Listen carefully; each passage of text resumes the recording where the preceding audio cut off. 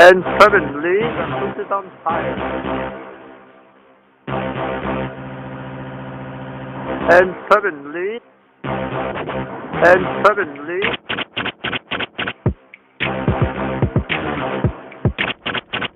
house is on fire. The house is on fire. And suddenly, the house is on fire. The house is on fire. The house is on fire. The house is on fire.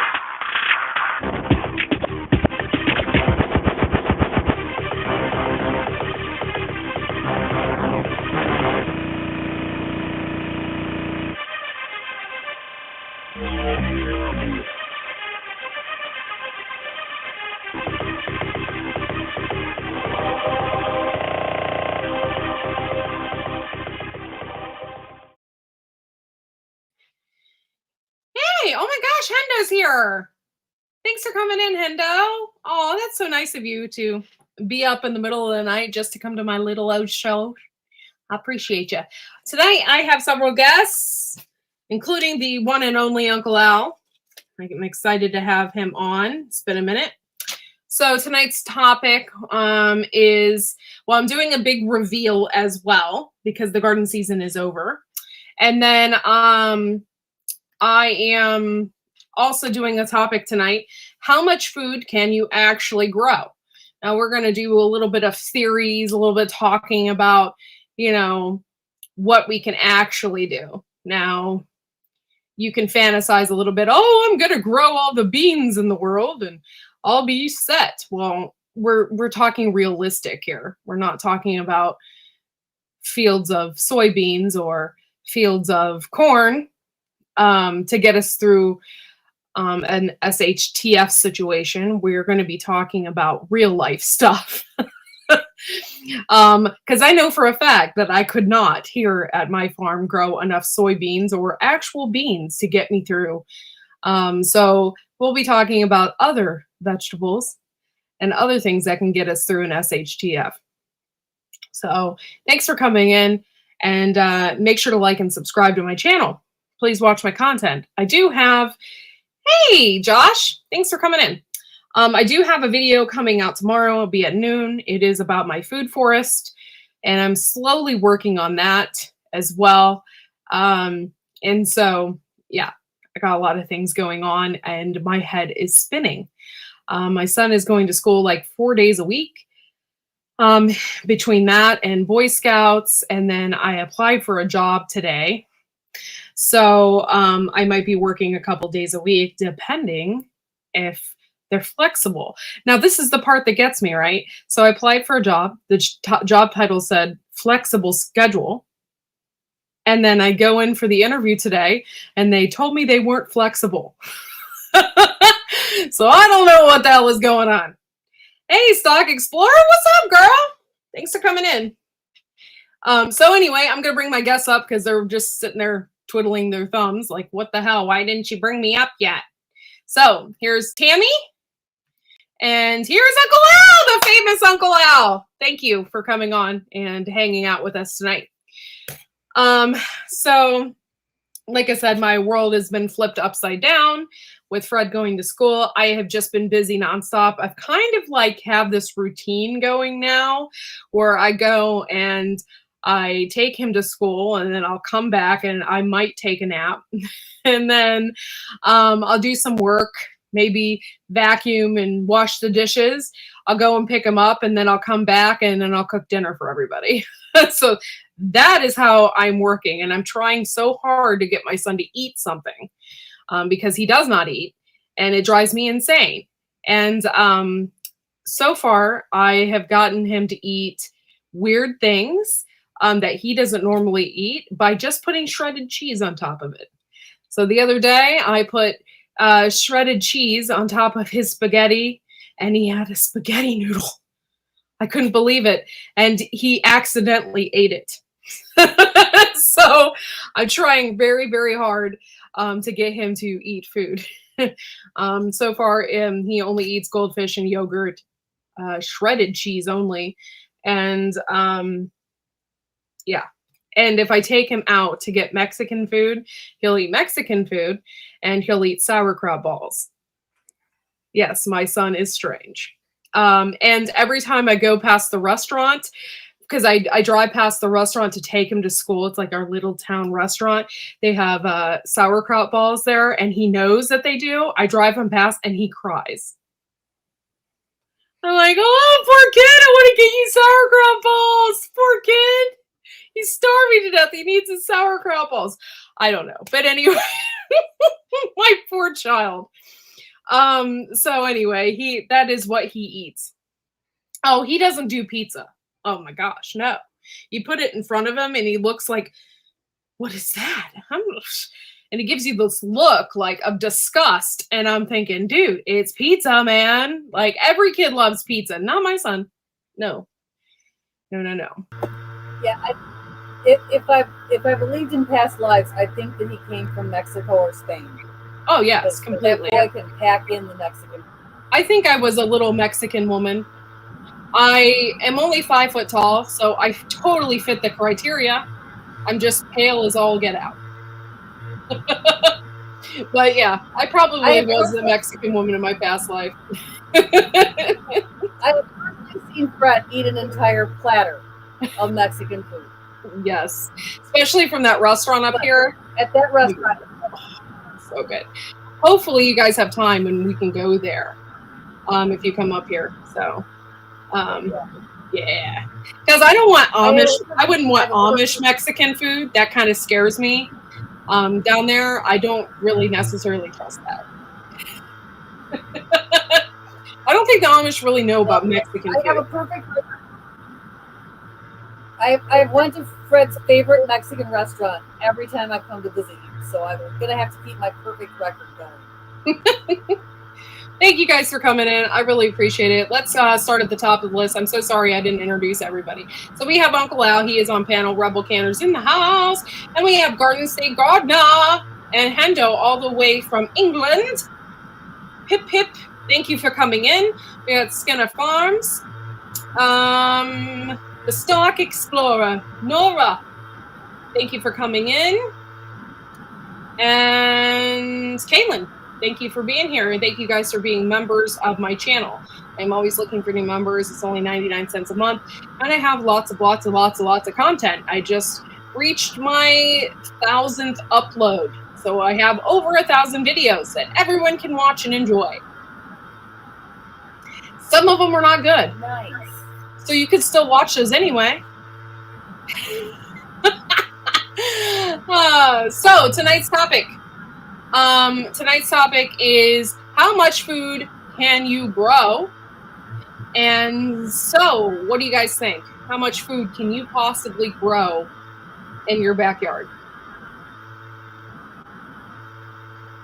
I'm working on it. I added 4 chestnut trees. 4 chestnut trees. Go ahead, Uncle. Nice.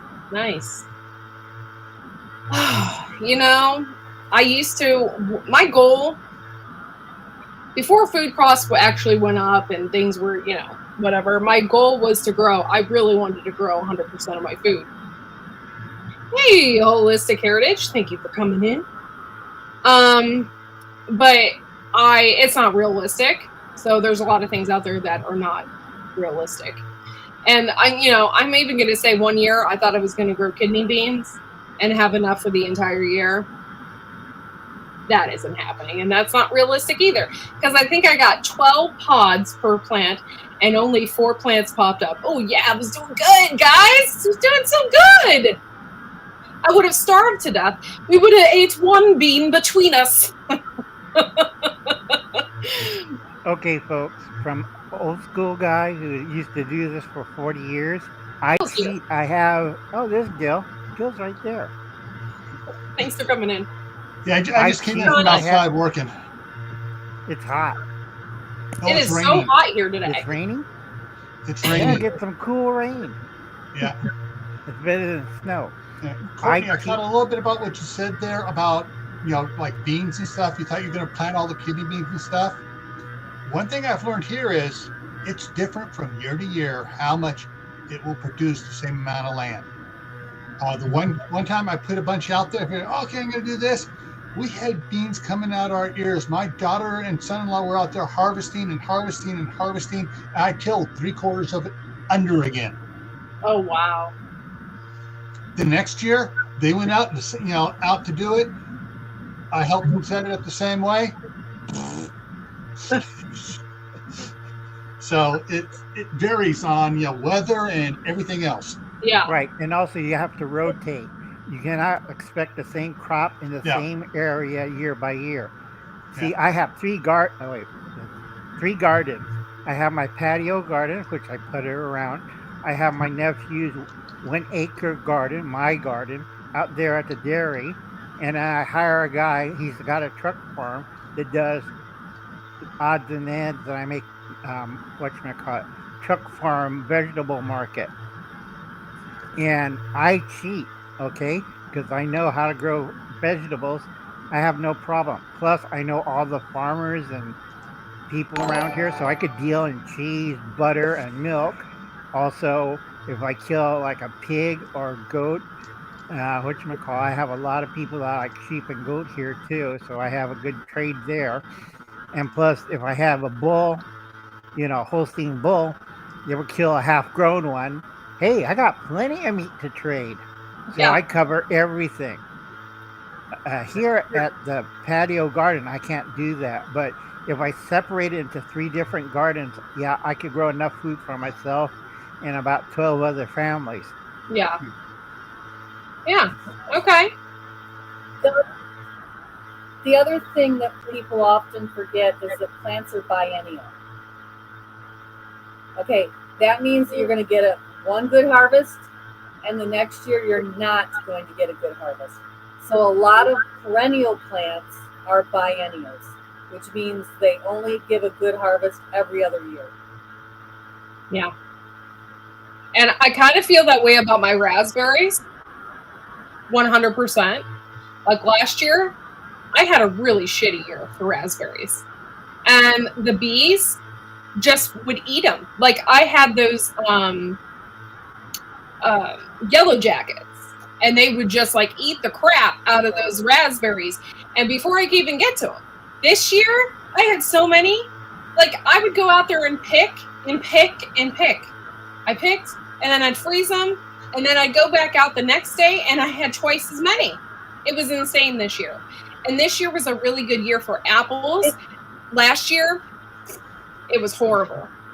Well, Stephanie is doing the same thing over there in western Idaho. She's picking and picking the blackberries, just tons and tons of blackberries. And I have yet to determine what I'm going to do with it. I don't know yet. I have them frozen. Apples? My raspberries. What were you saying? I'm sorry, Timmy. Blackberries last week. I just picked blackberries last week, and they're supposed to be done in July. And here it is September, and I'm picking blackberries. It's the weirdest thing. Yeah.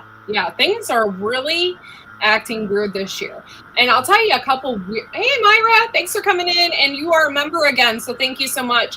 Shawnee Shab, I will get to your thing that you just commented here in a minute. It was about community gardening. I had a couple weird things going on this year. My iris that only pops up in the spring, it bloomed again, and this time it was midsummer. It was really strange. And then my mom, was it a little cooler? Yes. Yep. It was just really weird though, because that usually never happens. And then my mom had an azalea bush that has bloomed again. And those only bloom once a year. So we just had like a couple of really weird stuff going on this year that we don't normally see. And yes, community gardens are really great. But I have a huge problem with that because I'm a really hard worker. Okay? So I go out there and I work my ass off, and then some Joe Schmo comes along, they pick a couple weeds, and then they take everything that you worked hard for. That's my problem with community gardening. Well, a good community garden is a area that everybody has their own plot in it. Yes. So they're not supposed to be going into your plot. They garden their plot. You garden your plot. Yeah. So And, and everybody takes care of the common walkways to keep the weeds out of the walkways. Yeah. Courtney, this is what you could do for your raspberry. You can make a raspberry syrup. You can either can it or freeze it. And then you get this type of bottle. Okay, you see that? Has a seal. Yeah. And you could use this. This is canning type of bottle for juices. Tammy knows what I'm talking about up there. Okay? You could do apple juice, apple cider, raspberry fizz. What I do is I ferment it a little bit, then I can it, and then when you open it, don't do like my grandnephew did. We'll shake it up and open it, and then half the kitchen is covered in. That's the fun part of it. No, it isn't, because you only have that much left. Because if you ferment this right, it has a lot of pressure, and you got to know how to can it properly. Ask Tammy; she knows what I'm talking about. Yeah. Because you open this wrong and like all over the place. Yeah, you can Or put if you any. can it and it's still- Oh, go ahead. I'm sorry.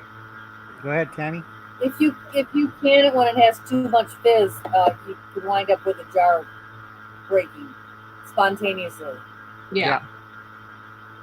Okay, so I got a couple things going on inside chat. Yes, you can put raspberries in a steam juicer. It might actually work out better for you if you don't want all those seeds in there. But I don't know. I'd have to look at my steam juicer to see if the seeds would fall through. You might have to like strain your juice a second time because they're so small. The little seeds might go through the strainer part. But yeah, you can totally steam those, and then whatever juice you get, you can make jelly from, which would be really awesome and really easy. And yes, holistic heritage for sure. You are completely right. That's how it's that they said, I like privacy and private ownership. I want gardens just for my family. However, I fully support the idea of communal gardens, completely voluntary, but people will have to expect some people to not put in the work and just reap the rewards. Yes. And that's really unfortunate. But honestly, that's another reason why I don't community garden. That's why I lived in a city and I didn't community garden in that city. I would say the city I lived in was compared to Detroit. But I would never community garden there because people would just steal stuff in the middle of the night. You just can't, you can't trust anybody to, to do that. So unfortunately I never did. Right. I had to miss, where's Gil? There's Gil right there. I had to miss Gil's solar lights and oil lamps. Because we talked about this before, Gil. Yeah. I have my oil lamp. Gil knows what I'm talking about, the old diesel. Mm-hmm. And then a reason why I couldn't talk, no teeth. And they canceled my appointment yesterday, and the doctor had another dental emergency. So most of the day, my jaw was so numb that I couldn't talk. Yeah. Yeah, and then I have to show something. A lot of places, because me and Gil were talking about this, doing this kind of idiocy. And we talked about this in another live stream. Remember, Gil? Yep. The alcohol torches in a bottle. Yeah. You got to be very careful about those. However, if it's a long neck bottle, you have a little bit more safety than a short neck where it goes out really wide, really quick. But still, it's I wouldn't go anything more than 60% alcohol. If right. That. Because a lot of people, I could see a Molotov cocktail in the middle of the room going off. If I was growing the stuff to make alcohol, to make fuel for lights and stuff, I would spend the money and get a really good alcohol lantern, one that's made for it. And it basically, you're going old school back to the old Coleman ones that can take white gas, diesel, gasoline, kerosene, vegetable. You know, you get one of those ones that are built. I mean, you pick them up, it's like, dang, this weighs 10 times what the new one was, because they're built to do that. Yeah. And that's the thing is, if you're going to grow that stuff, you got to have the land to grow your food first and then grow the other stuff. That's where bees come in handy, and beeswax for candles. Yeah. Speaking of bees, oh my God. Right before I came on here, you know, I've been talking about this European hornet, and just for publicity's sake, I'm calling it the murder hornet. It is not a murder hornet. But it's getting a lot of views just by calling it a murder hornet. So I'm putting it up there. But this bee is freaking huge. And I kept hearing this knocking, almost like a weird, like almost like a tapping at the door. I was like, what the heck is that? And then it kind of sounded like a lawnmower in the distance. And I'm like, what is that? You know? So I get up to the door, and it's dark. So I can't see outside because it's light inside, you know, because I had the screen, you know, door there. So I look, and it's one of those European hornets on my freaking screen, just having a heyday. The thing was this big. And I'm like, oh, even my dog heard it and barked. My dog was barking at a hornet. This thing was freaking huge. I'm like, I hurried up and closed the door and locked it. I'm like, I'm not having this thing open anymore. I don't need that thing in my house. Like, oh my gosh, it was horrible. That's almost That's when why you you have a have spray bottle with some alcohol in it. Spray it a couple times. Let it get totally intoxicated on the wood alcohol and go. And die. Oh my gosh. And today when I was filming, I did a thing in my food forest today, and they were all over the place. And as you'll see in the video tomorrow, I'm like, you'll hear me. I'm like, bees! It's like, it was scary because those things are huge. And when they fly past your head, by the way, they aren't really nasty. I mean, if you go and you mess with them, they're going to be nasty. They're not like a bald-faced hornet where they just are trying to eat you. But yeah, these things were flying past me. All they want is the apples, but I'm just like, they're flying past my head and everything else. I'm like, just stay away from me. Get the flamethrower, Courtney. You can do like the monster movie. Yeah. I have an electric fly swatter that I saved just for carpenter bees when I'm in the garden and they try to attack me. And carpenter bees are pretty big, so I can really get some like on them, you know, and really hit them with that. And they spark. They're like, and they spark. So I thought about taking that, but my biggest thing is I would miss and kind of hit it, and then it would come at me like pissed off because I zapped it, and then I'm out there going like this, and like all my neighbors are like, that's where you take it up a notch, Courtney. Something that big, you don't use one of those little electronic fly swatters. You use the tennis racket, the big tennis racket. Oh, we're gonna volley here. Hey, Myra, thanks for coming in. Myra is all the way in South Africa, so it's probably like, 4 a.m. there? So thank you for joining our chat. I really appreciate it. You bunch of late nighters. So thanks so much.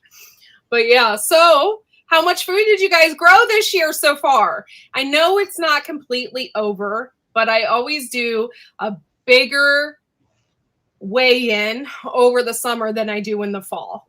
And so how much have you guys done this year if you've started a garden? I'm curious. And then I will do my big reveal here before too long. I'm not going to do it at the beginning of my chat. That would be dumb. But yeah, so tell us, how much have you done this year? Skinner, are you related to the Skinner Construction Company in Ohio? Ooh. Probably about 3 pounds, because I was just screwing around and doing to California. I have The foraged. fall garden's going to I've produce a lot foraged more. way more than I grew. Nice. Yeah. Yeah, Johnny, you know, Chad, where are you at? Are you up north? Further up north? You don't have to tell me your precise location. I'm just curious what state you're in. Oh, Minnesota. Do you have the Minnesota accent? Minnesota. Ah, Yeah, Minnesota. Go ahead.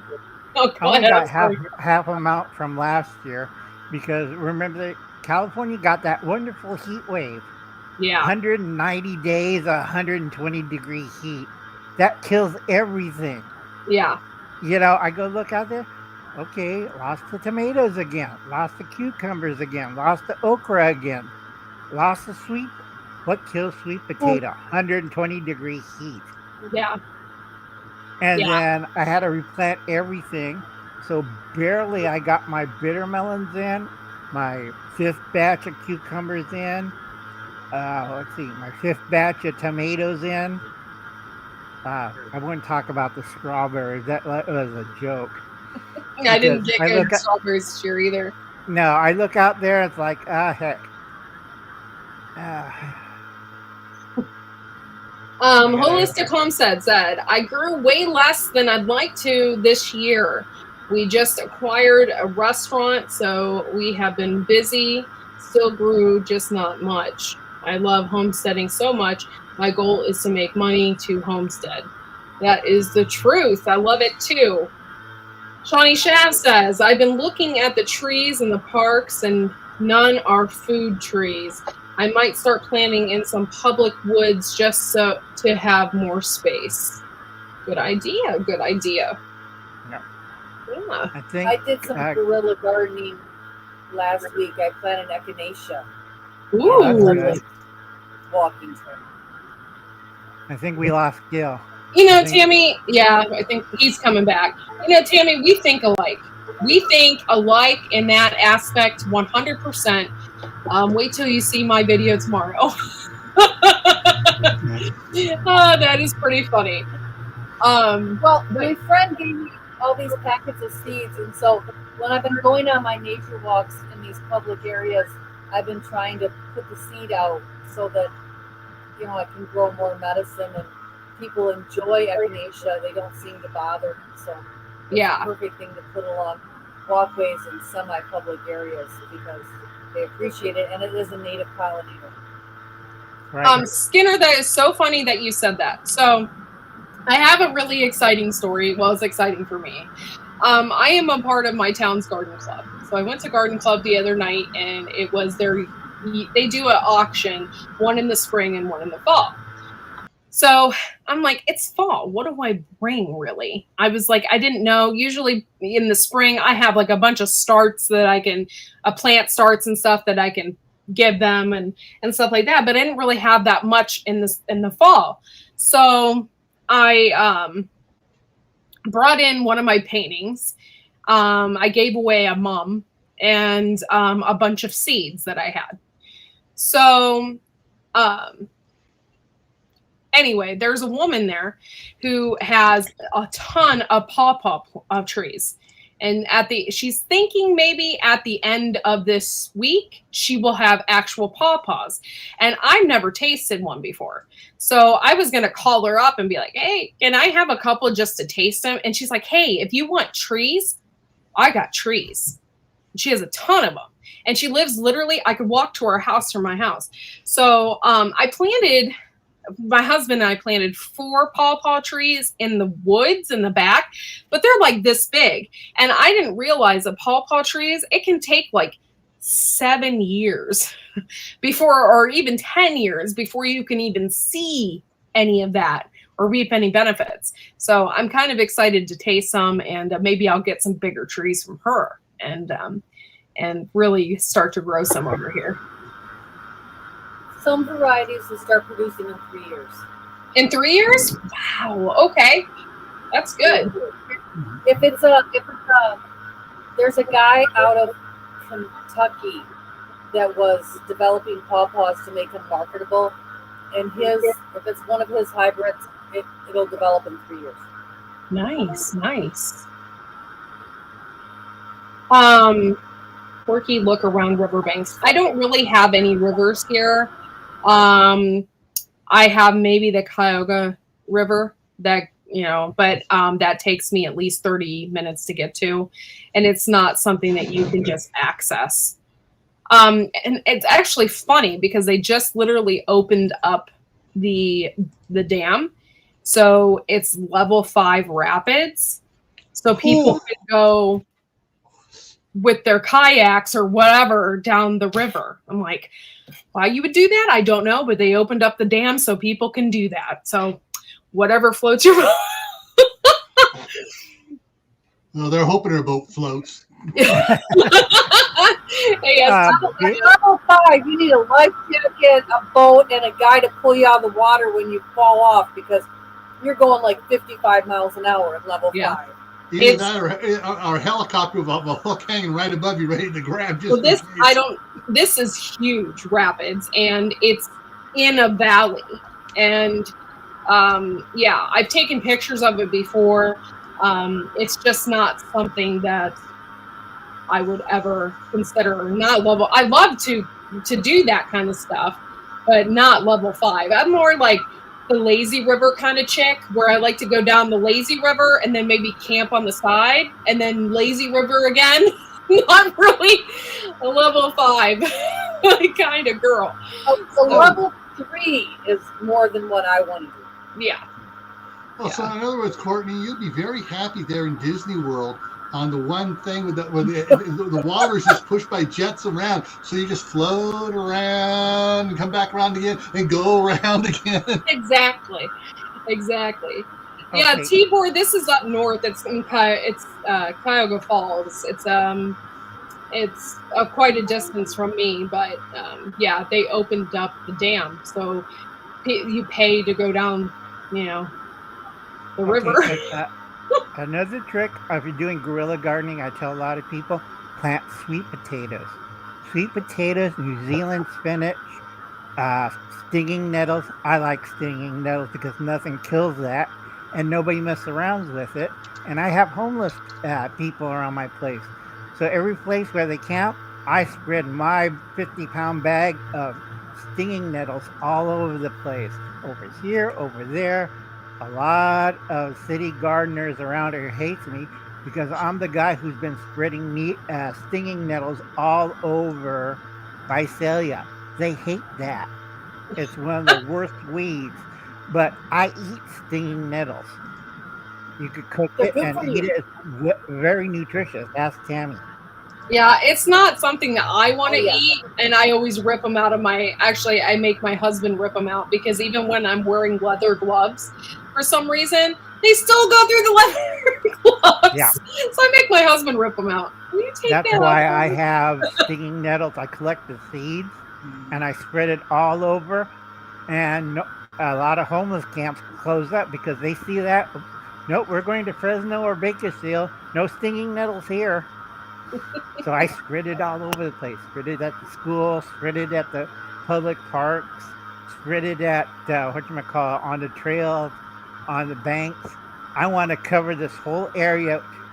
If you go look out there in the summertime, all you see is stinging nettles. It's better than barbed wire. Yeah. Yeah, and it's real irritable to people's skin. Go ahead. It's very healthy, though. It's like one of the best things. You just need to boil it to deactivate. The acid in it is the same acid that when you get bit by fire ants. I can't think of the name of it, but that's the same one as fire ants. And I just found a patch today, Uncle Al. I identified it by the seed, and I'm going back with clippers tomorrow and grabbing it and dehydrating it so that I can make some stinging nettle, a video on harvesting stinging nettles for my Forage series. Another trick with good for you. Tammy, another trick with stinging nettles, you can make a dye out of it. It's formic acid. There's a way to remove it. If you use it,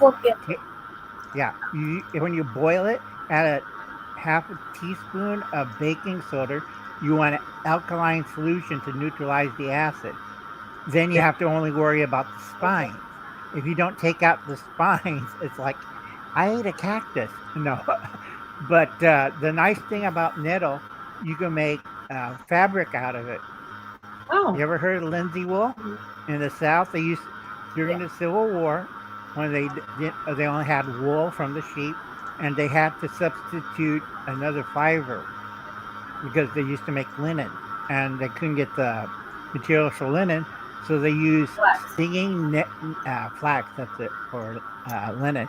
So they used stinging nettles because when you take it out, you can make rope out of it, you can make sails out of it. You can't smoke it like hemp, but you can make fiber out of it. And they used to make Lindsay wool. You mix it with wool, and it was very strong. The Confederates used it, and it drove the Union nuts because they had these guys in gray and butternut uniforms, and like, where the hell are they getting all this from? wow. I didn't know that. That's really, really interesting. Yeah.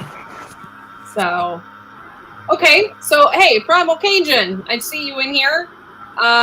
Do you still plant? How'd your tomatoes turn out this year? Yeah, okay. Strip the leaves off the stems. You can use those fibers to make cordage too. Interesting. Thanks, Kaylin. I believe Denise those is here. fibers are tough. Yes, thank you, Denise, for coming in. I appreciate you. I need to go find some mullein. Yes. Dude, okay, I have mullein seeds. I'm going to plant them in the spring in my food forest. Now, I've been seeing mullein. I see it everywhere, like on the side of the road, but you don't want to take anything from the side of the road. I could probably get some of those seeds, but I already have seeds. But yeah, I've been seeing mullein like everywhere. It's been crazy. Oh, I'm sorry to hear that, Primal Cajun. You had a terrible year in drought and heat. Yuck. And what's weird is we are getting October weather. We've been getting October weather for the last couple of weeks. So I mean, it's it's raining out there right now, and it shouldn't be raining. The lows. I mean, we're actually getting down. My wife had on that weekend and stuff. They're getting down. It gets down to 35 for the low one of the nights. It's not supposed to be till the middle of October or the end of October. Right. This year, because right now, my fall garden, the Wando peas are going nuts. The Swiss chard and rainbow chard are going, and the Grand Rapids lettuce is going good because it's nice and cool for them. It loves the cool weather. Are you planting any turnips? Not this year. I'm just experimenting. I was doing some experimenting out there. I had this great idea in my head. I was going to get like 5,000 turnip seeds and plant them in my back pasture. So my birds had like something to eat in the wintertime. So when we were free ranging them, my husband won't let me do it. I was going extreme farmer, and he was like, no, I don't want to go that extreme. But I really wanted to do that. They stink. It's better to ask forgiveness than They permission. stink when they start to break down. Tammy's right. They stink really bad when they start to break down from that frost thaw, freeze thaw, freeze thaw. They really reek. It would be like having a sewer in your backyard. Can you? Yeah, or a kimchi factory. That's how bad it gets. Yeah. Because Tammy knows what I'm talking about. When radishes and turnips decompose in the wintertime, if you have a hard winter, it smells like a kimchi factory out there. And then you see 6 million deers out there digging it up, trying to eat it because they get a high off of it. It's like, great, now drunken deers, rotten turnips. And then you see the bears come out there. Cousin. I did that. How I learned is I did it to my cousin. I did fall garden. She had a summer garden, and she had a big space that she didn't plant anything. So I threw a bunch of seed I had out turnips, but then I didn't get out there to harvest them. And she actually thought she needed to replace her septic field. She thought that her septic field had failed. It smelled that bad. So No, you have a neighbor you don't like, you get a bunch of turnip seeds, and you give him free turnip seeds. And it's like, And it's gonna smell. I don't know anything. right, because it's going to smell like a kimchi factory. I do turnip seeds out towards my back pasture. That's like 40 acres on my nephew's dairy. So you can't smell it. And what we do is we get the tiller, and once they start sticking up, we till with the, well, Gil knows what I'm talking, big tractor, and till everything up. So it goes and recompose it into the soil, and then I'll add alfalfa to that area and other pasture grasses. And you will not believe how, because the turnip or radish will rot, and that feeds the pasture grasses. So I don't have to buy hay. I just laugh at people, and they look, wow, your pasture looks so nice. Yeah, because it smells like a kimchi pot. It aerates the soil though. So everywhere you plant, like especially if you do like Daikon radish that is really long and tall and big, it will put down holes in your soil so that the water can get down in there, and it will aerate your soil. So it's actually really good for regenerating your soil. Hey, zombie. Hey, zombie. Thanks for coming in, dude. The Appreciate only you. problem I have with when I do turnips and daikon in the back pasture, I get a lot of bears. That's why I carry a ranch rifle with me, because I'm sitting like, oh, that's weird, a bear. And I turn around, there's 2 bears. Turn around again, there's 3 bears. Okay, back in the truck, load the rifle. And when I got in the truck, there were 6 bears sitting there eating turnips and daikon, looking at me like, and I'm in the 250. I'm going to die. I'm going to die. There's 6 bears stuffing. Like, don't eat the little Japanese guy. Eat the daikon and turnips and leave me alone. And I drove like hell. They went the other way. I was scared witless. I could take down 1 black bear, but 6 of them sitting there stuffing their faces. And I only have like 3 runs in my trying to speak with stitches in your Al, mouth. that's why you have a 4570. You keep a box of 20 with you in your truck. Well, I didn't think about it. I thought only one shot, you're going to take one down, and the rest of them are going to go, what the heck was that? Second shot, they're all going to take off running. Yeah. We don't have bear here, thank God. My first experience with possible bear was when I went to New Hampshire to visit the Cosmics, and we did a cemetery trip, and we saw like 4 sets of eyes in the woods, and I'm like, oh my God, I forgot you have bear. I'm out of here. See you later. I'm gone. You know what's worse? What do bears do in the foothills when you have a suburban area in the area and they have pools? Yeah, they dig. Yeah, and also they use the swimming pools. And you know the old saying, does a bear poo in the woods? It poos in the pool. Yeah, it poos in the pool. Nice. Because I used to clean swimming pools. Do you know how much? Well, I can't say it because I had to take a shovel and drain the pool and dig everything out. No. Because it's that bad. And then people come around, you could drink pool water. Not after a bear went to the bathroom. Oh, yeah, go ahead. You drink the pool water. Use that life straw. Use that life straw. Just suck that shit up. Yeah, because a lot of people, so gross. like Courtney says, remember, the bear is hairy, so I have to go reach into the filter and like, okay, it's bad enough with cats, but imagine a bear hairball into the filter. I had to pull it out, throw it. I'm there for 2 days cleaning out the pool, scrubbing it down, and like, this is why you don't have a swimming pool in the foothills. I did make a lot of money that summer. Go ahead. Go ahead. I've been exploring the trails at my son's college, and they're like, "Oh, there's a bear on campus. You know, if you're going to walk on this trail, big signs. We're going to walk on this trail. Beware of bears. Beware of bears." And I'm just laughing because I used to play with Spikehorn's bears, and Spikehorn had a bear sanctuary just 5 miles from the campus. So there's hundreds of bears, more in this area than there are anywhere else in Michigan, because it was a bear sanctuary, and once he rescued the bear cubs and raised them, he would release them. And I used to play with his bears.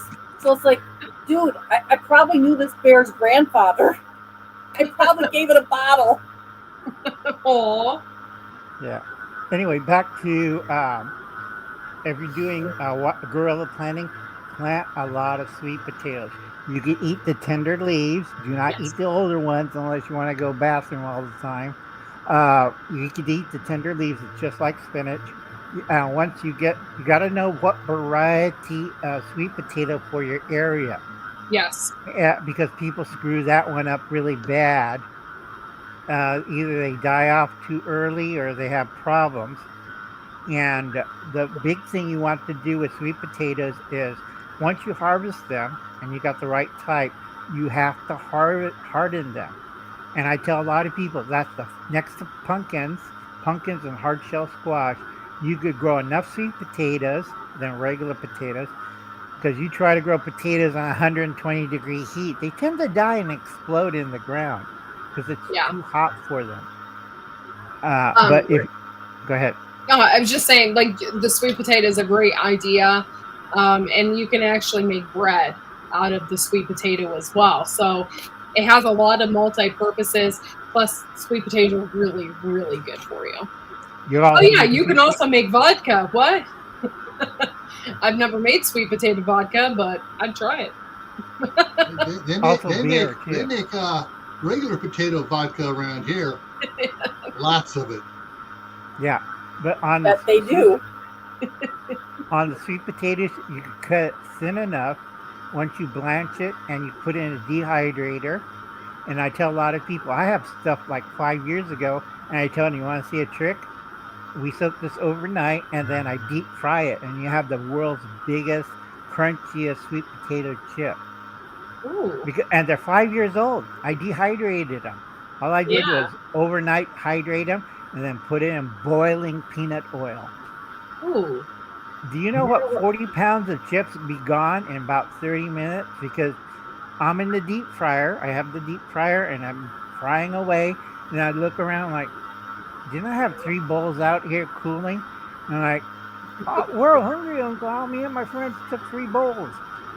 And I'm like, I've been working for 40 minutes. These grandnephews, they eat like a horse. Never give me money, cut my weeds, haul poop out of the pens.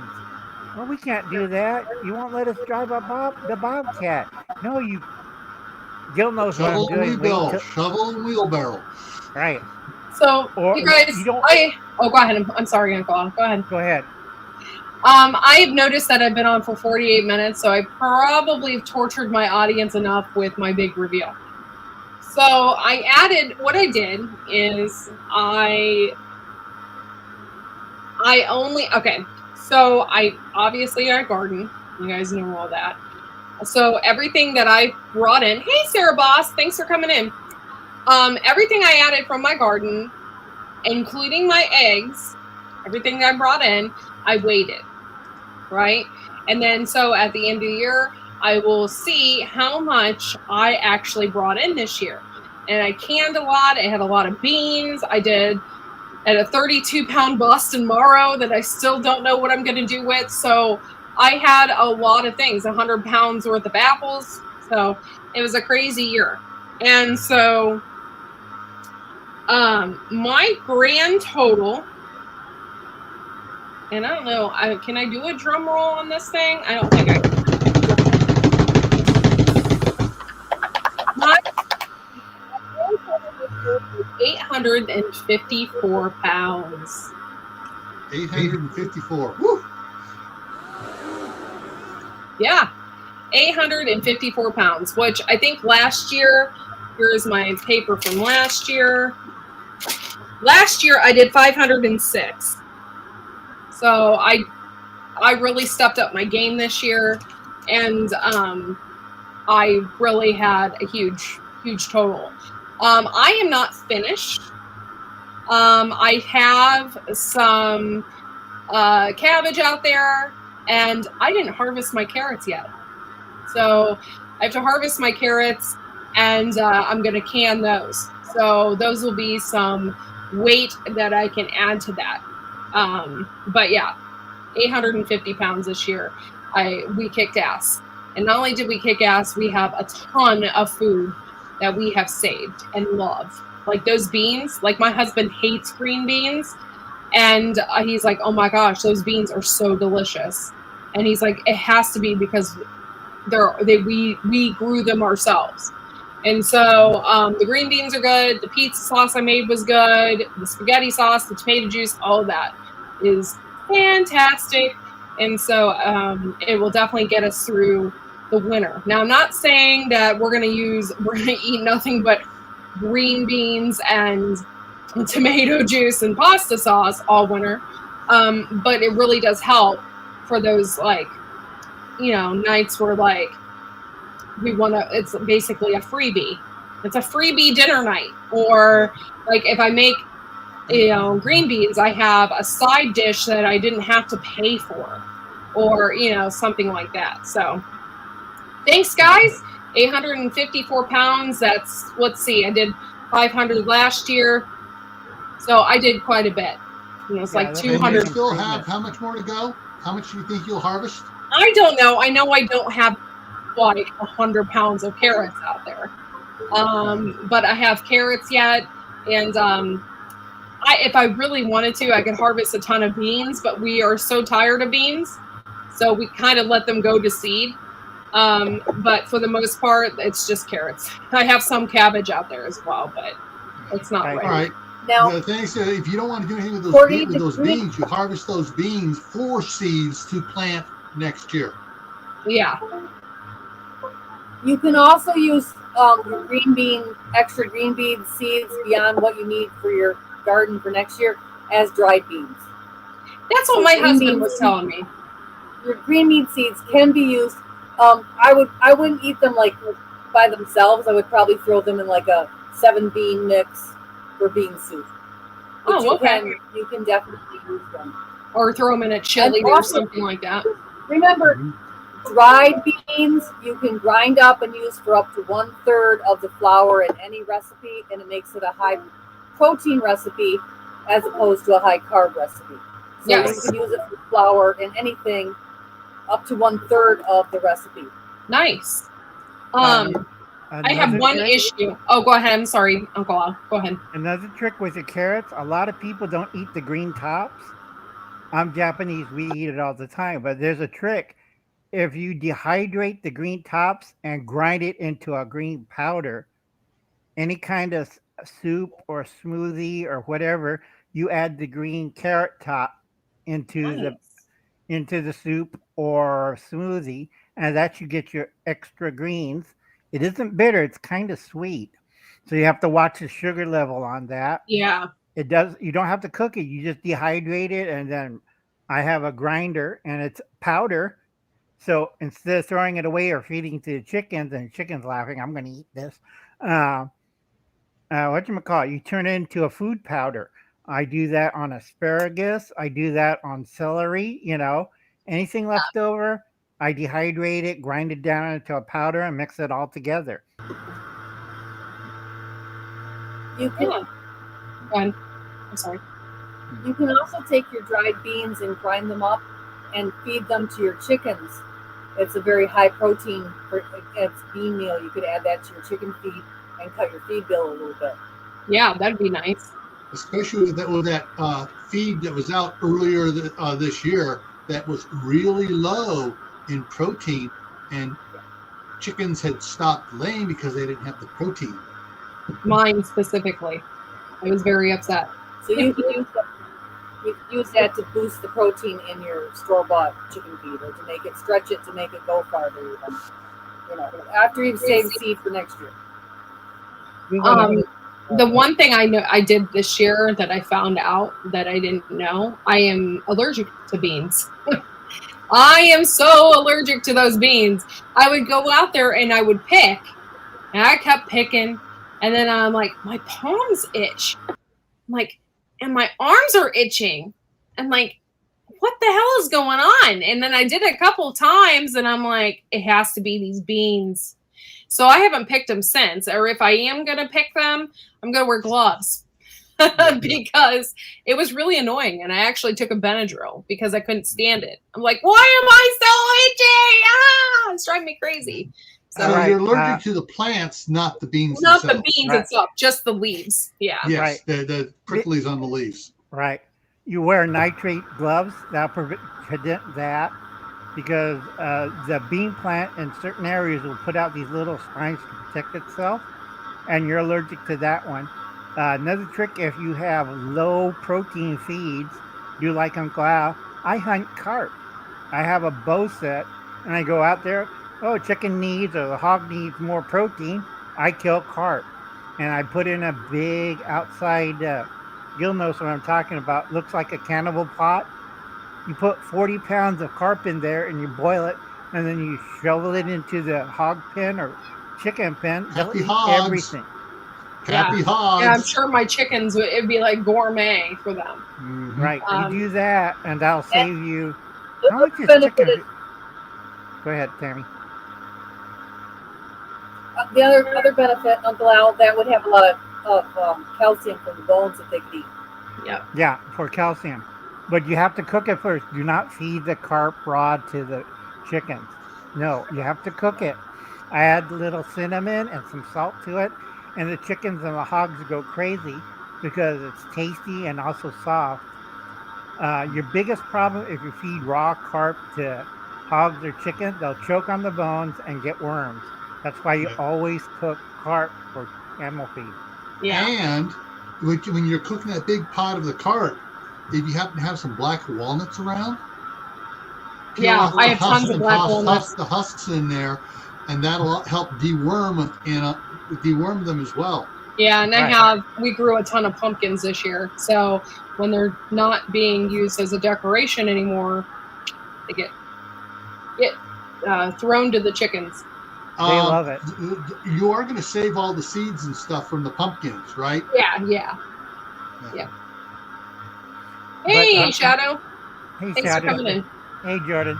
The big thing about a lot of people in the old days, if you watch Modern Refugee, he was talking about old time feeds, and my family used to do it, and we, like I said, my family came here in 1895.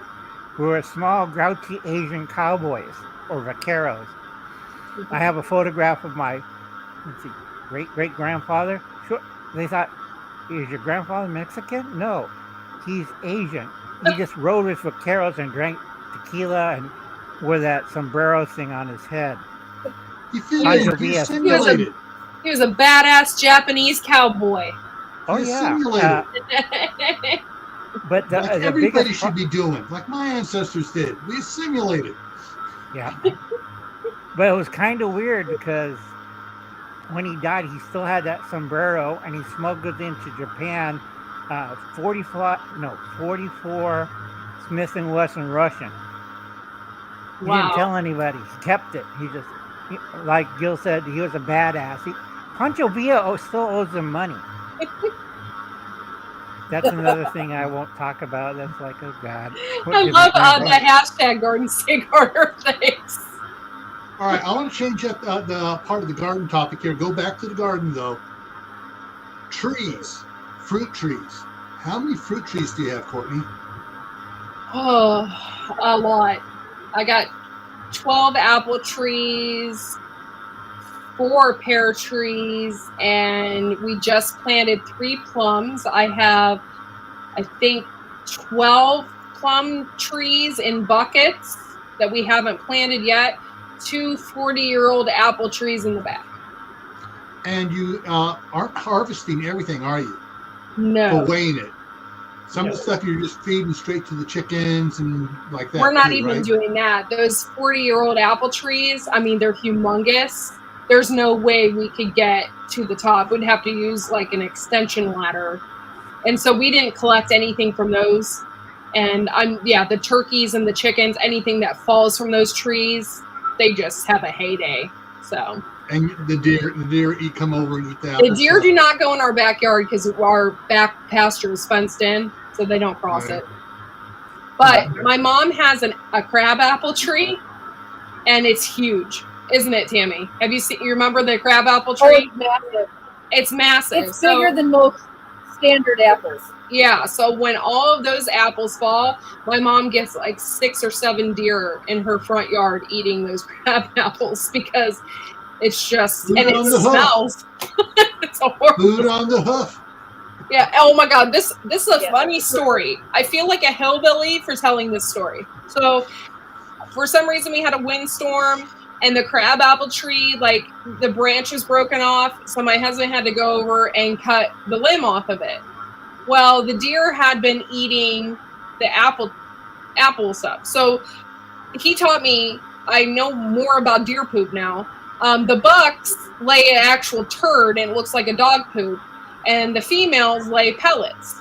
So I'm like, oh my God, like it looks like a dog shat out here. I'm like, what's going on? Like it was all over the place. So Fred decides to walk over there. Well, my son is a hillbilly in the summertime. He doesn't wear shoes and socks.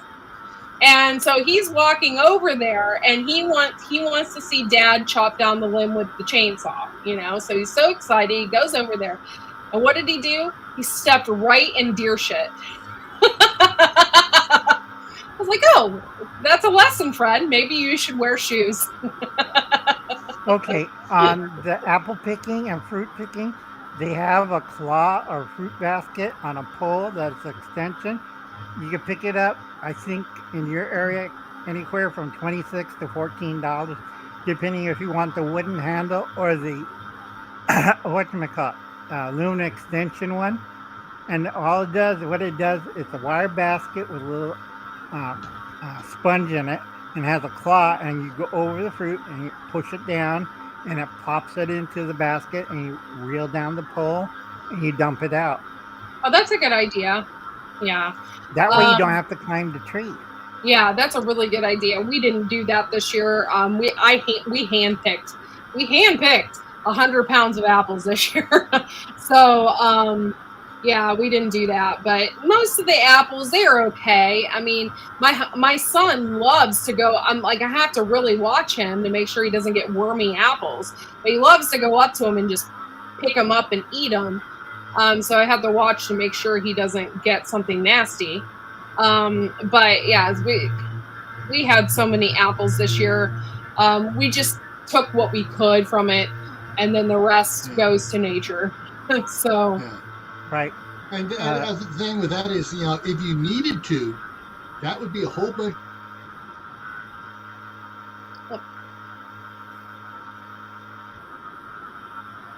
Types, alcoholic and non-alcoholic. Yeah.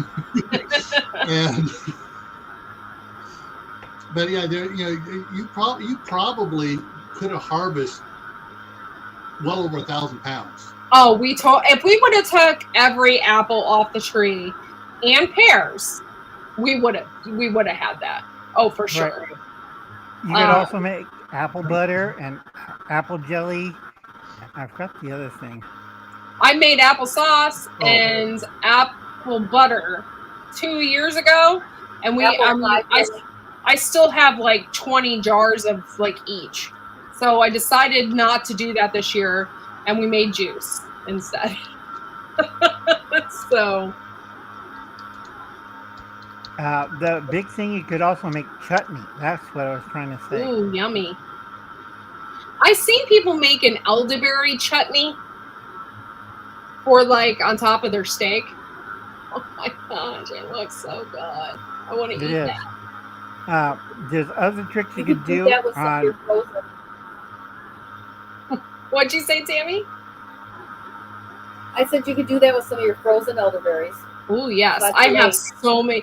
But you know what I'm going to do? I think I'm going to make wine.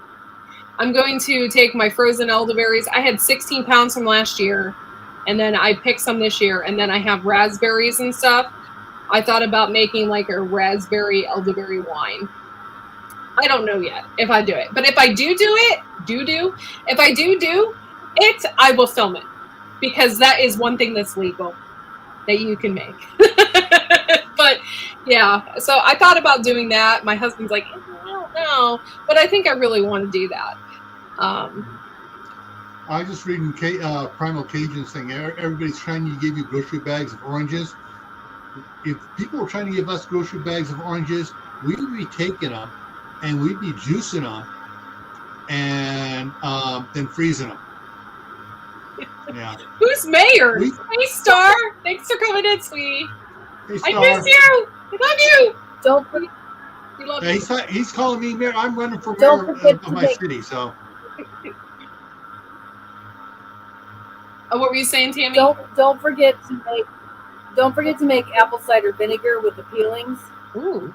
and also you can take your orange peelings and put them in vinegar and make a vinegar for cleaning. Nice. It repels dust. I tried You one can also time to take- make a banana vinegar. It was disgusting. Like, I put it away, I soaked it, I put it away in a dark place, and then I kind of forgot about it. And I go and I look at it, and it was like this giant black moldy thing on top. It was alive. It was really gross. My husband's like, "This is sick. I'm throwing this out." Yeah. with I the, made with the orange peach peels and vinegar. stuff It's really good. too. Yum. If you run them through the Cuisinart, you can sprinkle them out, and it'll chase certain pests, certain things like cats and raccoons. It'll chase Nice. certain animals away.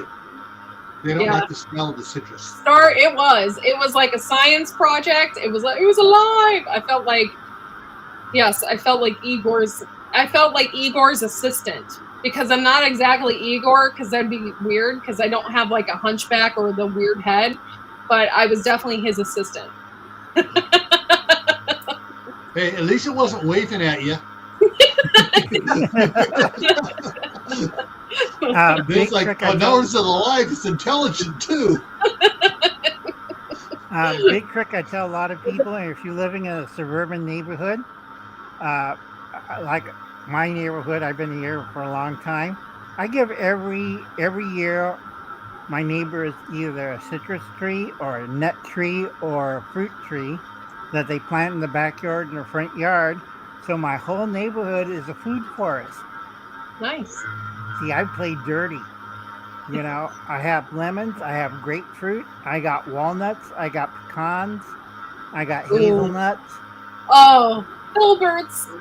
Yeah. I plan my whole neighborhood out. Like, that house doesn't have a fruit tree or a nut tree. Let's see. Oh, Uncle Al, stop by. Here's your Here's your 5-year community nut tree and a citrus Yeah, a tree. 5-year-old tree. Well, It's in a big pot, and I bring it over there, and they are flabbergasted. I tell them, I have a gardening crew that'll dig the hole for you and plant it for you. And then when they leave, I still have the tree. I don't have the neighbors. I play dirty. That's a welcome great to the idea. neighborhood. Welcome to the neighborhood. Here is your commemorative tree. And when you move, I'll be taking some of this. 10 months? You've been a member for 10 months? Thank you, Star. You're such a sweetie. Some pawpaw trees here. I don't know if they'll grow. I don't know if they require a certain amount of cold weather. Do they, Tammy? I can't remember. No, in fact, I am at the pretty much the northern edge. So there are funny things about pawpaws. So pawpaws have only two ways that they were spread originally. One was mammoths, and the other was Native American. Those are the only two ways that pawpaw seeds get scattered and spread. So it used to be the range was from some of the milder parts of Ontario all the way down to Florida, and you could follow the trail that was used. Interesting. Right now, I live in a small pocket of where it's an acceptable range, but I do know someone else who is growing them farther north than I am. Interesting. Well, because they have a obviously, microclimate. Primal Cajun. He lives in Louisiana. So, would it work down there? You think? I think it would. Oh yeah, yeah. They, as far as I know, they don't require any frost like apples require frost to set fruit. It's the only tropical fruit that's grown in North America. Yeah, I can't wait to try Natural one. occurring. Everybody's like, "Oh, it tastes like a banana," but I want to taste it. I want to know what it tastes like. It's You like know? custard. It's like Yeah. a banana custard. Yeah. But there's different ones. They've developed them so that they have different. There's some different ones. Interesting. But I love pawpaw, but I have had the hardest luck getting them started. Oh, You really okay. gotta like grow them in place. If you can get seed that hasn't been dried out, that's the best way to try to get them started. Yeah. Well, then I'm really So if they excited give you about this woman. Then she hopefully will give me some plants, and I get to taste the pawpaw. Who's your pawpaw? If you write to I think it's the University of Kentucky. If you write to them, they will send you free seeds. Oh, nice. Anybody in the United States will send free seeds. Okay, Holistic Heritage Home says planted pawpaws that I got from the Department of Conservation. I believe $1 per tree. They died. It was too dry, and I didn't water them enough. So sad because I really wanted them to grow. I'm so sorry. That is horrible. They grow along river streams, so they're very best to be close to flowing water. They like dry areas but wet roots, so they want to be able to get their roots down where there's flowing water. So you know, like a riverbank is a great place to Right. plant. My back They're of not my going to do wood well. is so wet. It's wet, swampy almost. So that's where Oh, they would love it here. Okay, guys, I gotta get going. My Oh, okay. alarm's Well, good beeping luck and stuff. tomorrow. Alrighty, thank you guys. Feel Yeah. better, Uncle Al. All right, y'all. Well, it's been an hour with me and my closest friends. So thank you all for coming in. I really appreciate it. Mitra, I haven't seen you in forever.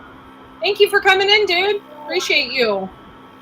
I was going to end the chat though, but thank you for coming in. Oh my gosh, it's so good to see you. I go live now every Wednesday at 9, so you can come in and hang out with us every Wednesday at 9. And my big reveal tonight was I did 852 pounds of vegetables this year. So that was my big reveal. And I did 3 pounds of tomatoes.